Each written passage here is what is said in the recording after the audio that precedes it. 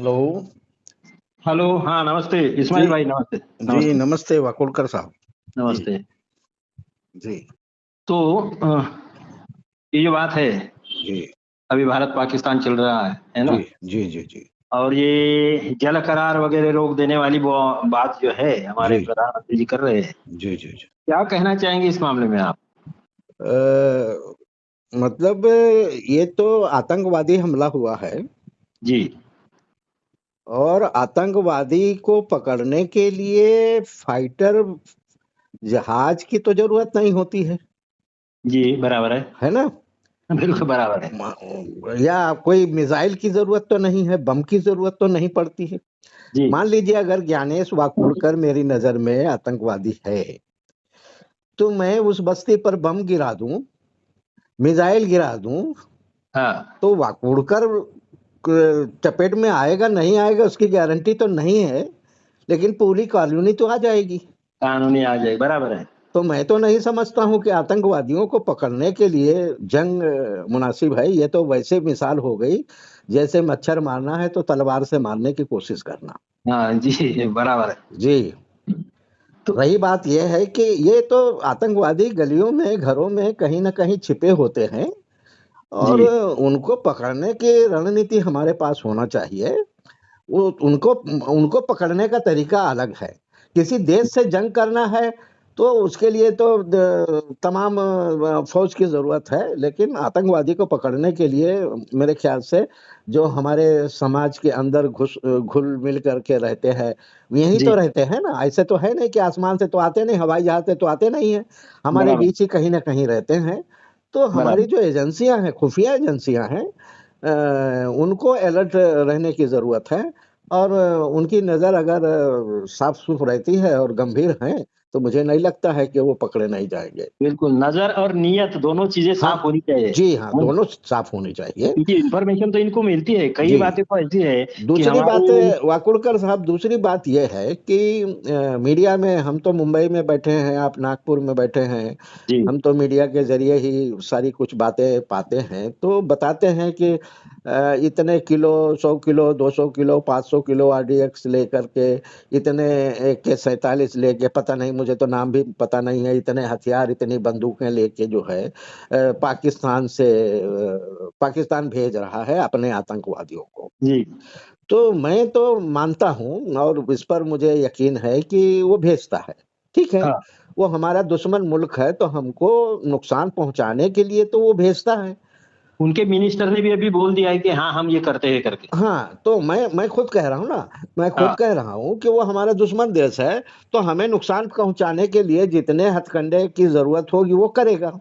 जी, ठीक है? जी, अब ज़रूरत हमारी है कि हम हमारे सुरक्षा घेरा हम कितना मुस्तैद रखते हैं। जी, समझे साहब? तो मुझे बराबर। तो मैं साफ लफ्ज़ों में कह देता हूँ, मुझे शिकायत पाकिस्तान से नहीं है, पाकिस्तान के आतंकवादियों से नहीं है, पाकिस्तान की मुल्ला बिरादरी से नहीं है, क्योंकि मैं उन्हें दुश्मन मानता हूँ और वो मुझे जी, दुश्मन मानते हैं। समझे बहुत साहब? सही, तो वो बहुत मुझे सही हर बोल रहे हाल से मारने की कोशिश करेंगे, तो मुझे शिकायत है मेरे चौकीदार से। हैं। जी, मेरे टैक्स का पैसा खाते हैं, मज़ा करते हैं और जिस ड्यूटी पर वो बैठाए गए हैं, उसको बेहतर तरीके से वो अंजाम नहीं देते हैं। मिसाल के बराबर। तौर पर मैं यहाँ चेक पोस्ट के बाहर रहता हूँ, मुंबई में अगर एक झोला थैली लेके जाता हूँ, झोला झोला थोड़ा बड़ा है, 10 किलो सब्जी हो जाएगी, तो मेरी थैली की चेकिंग हो जाती है। जी, और इतने सारे सामान आते हैं और फिर चेक नहीं होता है, इसलिए मुझे डाउट होता है, भारत सरकार ने इस पर गंभीरता से सोचना चाहिए कि पाकिस्तान पर ऐतराज़ करने के पहले अपने गिरेबान में देखना चाहिए। बराबर। उदाहरण के तौर पर वाकुड़कर साहब के जैसे कि मैं घर से निकलूँ और बाहर के मैदान में कुछ बच्चे बदतमीज़ियाँ कर रहे हों और जी, उसमें देखता हूँ कि मेरा बेटा भी शामिल है। हाँ, हाँ, तो बाप की हैसियत की ज़िम्मेदारी यहाँ बनती है कि मैं मेरे बेटे को पहले नसीहत करूँ। बिल्कुल सही बात है, जब बहुत सही मेरे बात। बेटे को पहले नसीहत करूँगा, जब वो हाँ, सुधर जाएगा, तब मुझे दूसरे के बेटों को नसीहत करने का अधिकार हासिल होगा, तभी मेरा असर होगा। जी, तो मैं समझता हूँ कि हमारी सरकारें, हमारे देश की जो लीडरशिप है, जो हमारी खमियां हैं, हमारी जो गलतियां हैं, उसके ऊपर नजरसानी करने की जरूरत है। ये आपके सवाल का जवाब मैंने देने की कोशिश की। आपने बहुत सही फरमाया है। असल बात ये है कि अभी ये जो मुंद्रा मुंद्रा कोई है ना बंदर गुजरात में जो है ना, गुजरात जी। मुंब्रा या मुंद्रा, वहां पे जो 3000 किलो में 3000 किलोग्राम जो ये आया था, ड्रग्स आया था, जी। ठीक है। तो कहाँ कहाँ ने किसने भेजा, कहाँ गया, जी। अभी उसका चल रहा है। जी। लेकिन उसका पैसा आतंकवाद में, ये जो संस्था अभी जो है ना आतंकवादी, इसके कौन सा क्या नाम हो, TRS या क्या है उसका जो बोला है, जी। तो उनके लोगों को भी इन्होंने दिया गया है, इनको इनकी तरफ से। ऐसा भी एक अभी मैं पढ़ रहा था, न्यूज पढ़ रहा था। तो जी। कहने का मतलब क्या है कि ये जो पैसा है आतंकवादी गतिविधियों में इस्तेमाल किया जाता है, मगर सरकार हमारी क्या करती है। और सबसे बड़ी बात ये है, तो अभी ये जो पहलगाम है, और वो अपनी जो सीमा है वहां से मेरे ख्याल से करीब करीब 1200 किलोमीटर अंदर है। जी। 1200, 1100 कुछ किलोमीटर है। जी। अब इतने अंदर वहां आते तक, ज्ञानेश वाकुड़कर गुजर कर देखे, नहीं गुजर पाएगा। हाँ हाँ, 100 ये लोग चेकिंग कैसे होगी। हाँ, हाँ। फिर जी। ये लोग कैसे आ जाते हैं, बराबर है। जी। या पुलवामा में जो हुआ है 300 किलो, जो है 300 किलो का जो RDX वहां पे, और भरी हुई गाड़ी हाँ। इतने लंबी चली, जहाँ आप की जेब, हाँ, आप जेब में ले आएंगे क्या? कैसा, बराबर, हाँ। ये अपने जेब में रहेंगे, वो भी ये किया जाता है, जी। बराबर है ना। ऐसे ऐसे से टाइट सिक्योरिटी में, और वो सेंसिटिव एरिया है ना, ये कोई सादा एरिया थोड़े है कि सादा वो एरिया थोड़ी ना है। जी। कि चलो भाई ये कोई क्या बोलते हैं वो, कुंभ मेला थोड़ी है वो, जी। मिला नहीं है ना। तो ये एरिया ऐसा सेंसिटिव होने के बाद, परिस्थिति सेंसिटिव होने के बाद, सरकार अगर यानी ये क्या, क्यों एक तो सोई रहती है, या बिकी हुई है, या इनको देश में ऐसी बर्बादी ही चाहिए, कुछ समझ में नहीं आता। कई लोगों का कहना है कि जी। इनको देश में बर्बादी चाहिए। अच्छा, ठीक है, आपको एक पुरानी जानकारी दे देता हूँ। जी डेट जी वाइज तो नहीं है, लेकिन आप सर्च करेंगे तो गूगल पर भी मिल जाएगा। जी। जैन हवाला कांड का नाम अगर आपने नहीं सुना होगा तो बता देता हूँ। नहीं, हाँ बोलिए। जैन हवाला कांड हुआ था, हाँ जी। जिसमें भाजपा नेता लाल कृष्ण आडवाणी जो है, वो उसमें शामिल थे, शामिल थे, हाँ जो वहां के कश्मीर के आतंकवादियों को पैसा और असलहा यानी हथियार हाँ दे रहे थे। समझे हाँ साहब? जी जी जी और ये जब उन पर इल्जाम आया, जब उसकी रिपोर्ट बाहर आई, जी। उस जैन हवाला का, हवाला का, तो जब इनका नाम आया तो इन्होंने इस्तीफा दे दिया था। और उसके बाद जब वाजपेयी जी की सरकार आई तो जी, ये मुकदमे से बरी हो गए। अच्छा, तो हाँ जैन अगर हवाला, ऐसा है तो आप सोच लीजिए हमारे बराबर, यहाँ क्या क्या बड़ा हो सकता है। कितना सीरियस मैटर है, कितना सीरियस मैटर है। जी।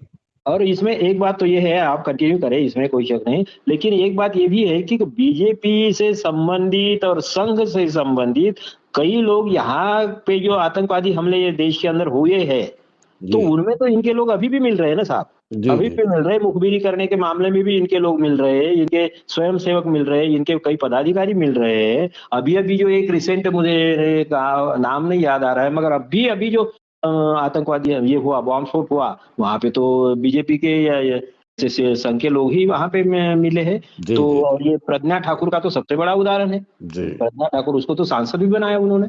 जी।